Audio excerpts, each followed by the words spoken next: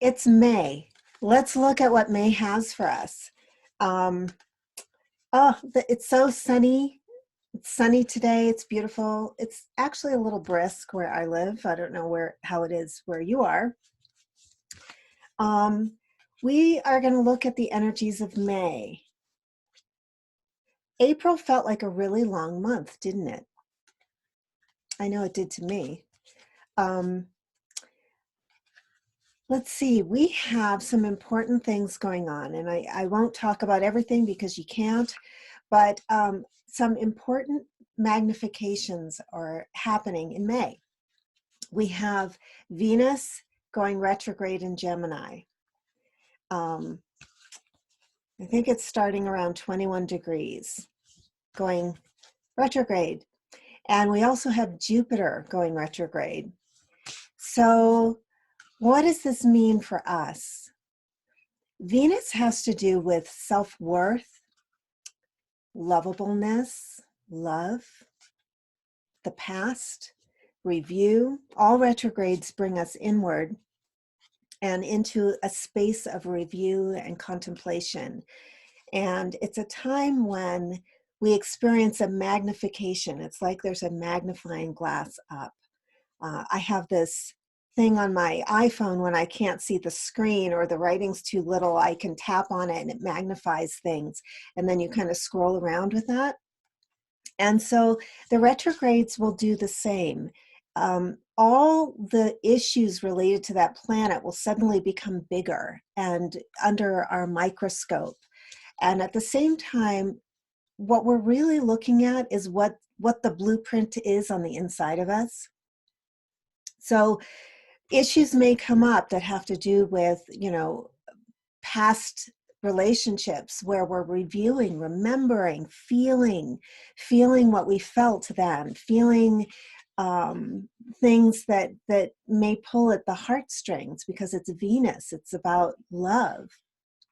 And one of the reasons is that we are reviewing how much we can really receive from that planet. So for Venus, how much love have you been able to receive? Have you ever been in a relationship and sabotaged it and done it several times and thought, why did I do that? Why did I let that amazing situation go? Or why did the person I was with do it? And what was going on inside of me that allowed me to sort of be attracted to a relationship like that, where I was getting pulled back and forth or wasn't really receiving the love, the full value of me. And so when Venus goes retrograde, we're really exploring our value, because Venus is all about our values.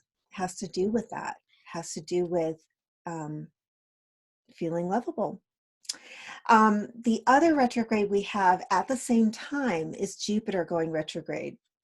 And Jupiter has to do with our wisdom and our insight and the knowledge that you can use to beneficially expand your life. We're in garden time. We're in May. We're starting to plant our gardens, and we're also doing it energetically at the same time. We're in that nature cycle. So this is a time where,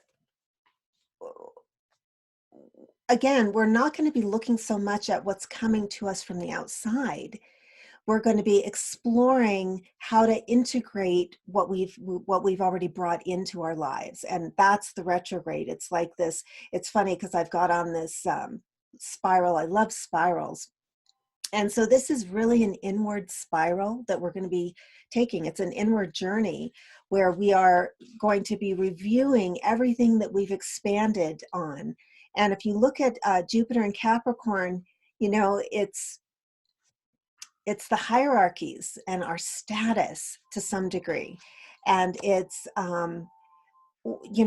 where have we learned self-respect in a higher level? How can we integrate those lessons? And really, by the time Jupiter goes direct, we're going to start to roll that out in reality. But right now, it's about the blueprint. So we are refining our blueprints in May. That's what we're doing.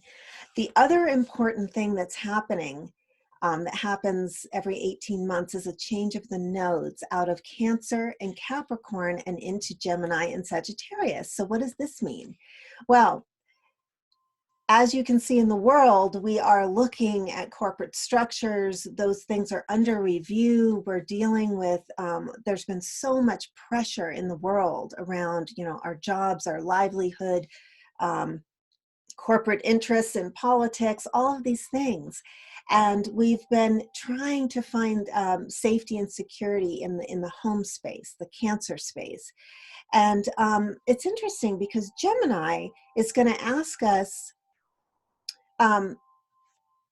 it's going to put a spotlight on our not only our minds and how our minds work, how we think about things, what our mindsets are, what our belief systems are in terms of day-to-day thinking, like what are the thoughts you're thinking, or are those thoughts thinking you?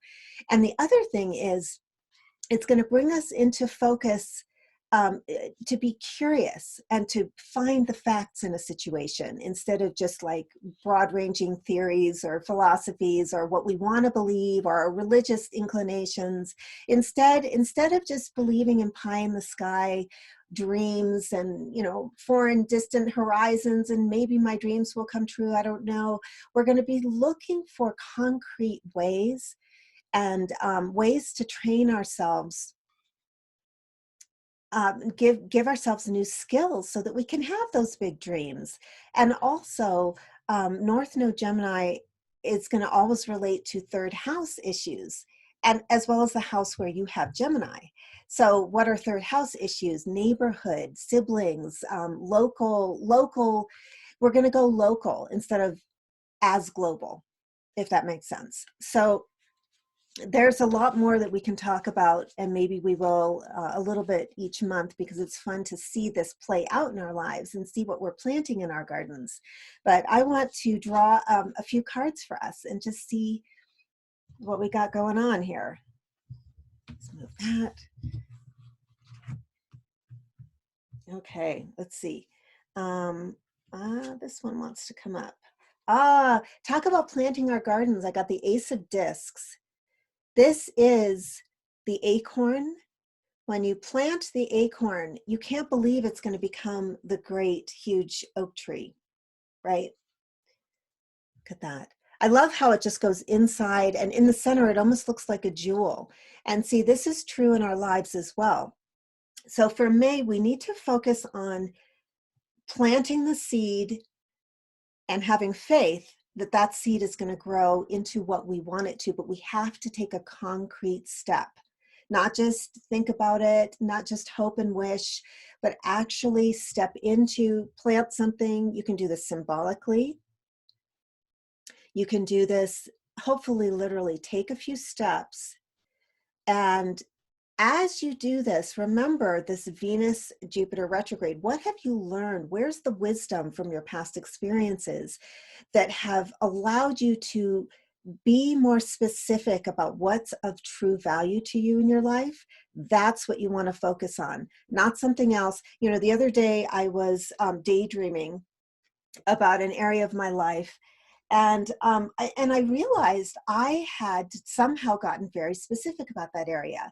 And in the past, it had been like, I didn't want to ask for, I was like, well, this or that, it's okay. Either one would be okay.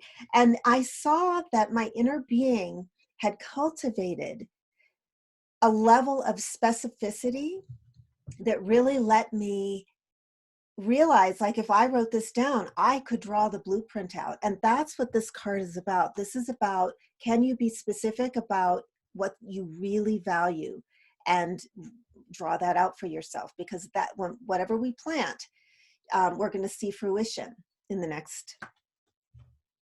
upcoming months. That's exciting. I love planting. Okay. Three of Swords. This is a card of the heart. This is the card sometimes of the pain that we go through mentally as we review the limitations we've come across in heartfelt things. So I said at the beginning you may look at, as Venus retrogrades, your relationship pattern, because the swords are about patterns. They're about mental constructs. They're about how we, we'll meet someone and fall into the same pattern we were in with somebody else. And we have forced that movie to happen. We have forced that into being because of our patterning. And that pattern, if it wasn't a good movie, we have hurt ourselves and we have become hurt. So this is about really going into the heart and reviewing those patterns. And it may bring up some feelings and some pain. And that's okay, because you're gaining wisdom, because you have that Jupiter retrograde that's helping you. So everything you look at, you have to trust that the divine that creates order out of such a chaotic thing as life is always guiding us, even if we don't understand. Sometimes we'll have something we don't understand for 40 years. And we'll say, I just don't get it. But the divine is holding that space for our consciousness to step into an awareness. And it's all about awareness. We are gaining awareness. We're gaining light as we go through this life. The third card, I already feel like this has a lot going on in this reading, is the moon. Now, the moon is a reflective card. It's the card of the subconscious. It's the part of us. Wow, I'm really getting this triad here. That we're going to be going through some past life stuff. Sometimes you'll have like anxieties coming up, hidden fears, things that you don't understand. Like, why is this thing repeating in my life? Or why do I have these feelings that come up? And because we have that Three of Swords card, I'm going to say these may be difficult feelings this month that we have to walk through. And some of it has to do with a resolution of old psychic material in the psyche, in the soul, in the inner mind. That's what the moon card is talking about here. So as we run through the planting of our gardens, and as we, pull out some weeds with that Three of Swords, got to pull out those painful weeds. Sometimes what you have to do with this card is forgive yourself. Forgive yourself that something happened, that you were in a pattern. You can say that Hawaiian prayer, I love you, I'm sorry, please forgive me, thank you. Those words put together create a release of the pain that is binding you into a situation or a memory. Again, swords are the mind, memories we have trouble escaping with the moon in the subconscious, buried deeply. And when you're planting your garden for this forward moving positive energy in May, there may be some weeds that you're pulling out, and what you're to do with that is forgive yourself. Just say you're sorry to you. Say, I'm sorry. I'm sorry that I walked through this pattern and that I was so in this pattern and I had to be right about something that I thought was wrong about me or wrong about that person so much that I hurt myself with that. So I kind of feel like we need one more card just to close this puppy up. Let's see here. Trying to keep this a shorter reading. I am drawing a crystal card for us. Kind of asking, well, let's see what we get. Dreams. So what this is telling me is this is going to be a work in progress month where we're not going to necessarily see huge definitive changes in our psyches, but we're going to be in a deep process. And that as we take some space and time to rest our minds and rest our feelings and rest our hearts, there's going to be some support in there. Your guides are in there and they are helping, and they are coming in with some whispers just to soothe you, to bring you some new information. Remember that Jupiter retrograde, we're surrounded by beneficial forces that are helping us to understand our lives. I'd put a post on Facebook recently. It was a Tolstoy quote that I'm not remembering right specifically, but basically that art is how we understand ourselves, and that when you tell your story, it's your personal story, but it's also the universal story, because so many other people can relate to that story. And that's why everyone understands a broken heart, because we've all been there. So you can reach me at the links below if you have a comment or question. I would love to hear from you. Please like my channel if you see this on YouTube, and leave a comment and let me know how these retrogrades and this May time is going for you. I'll talk to you soon.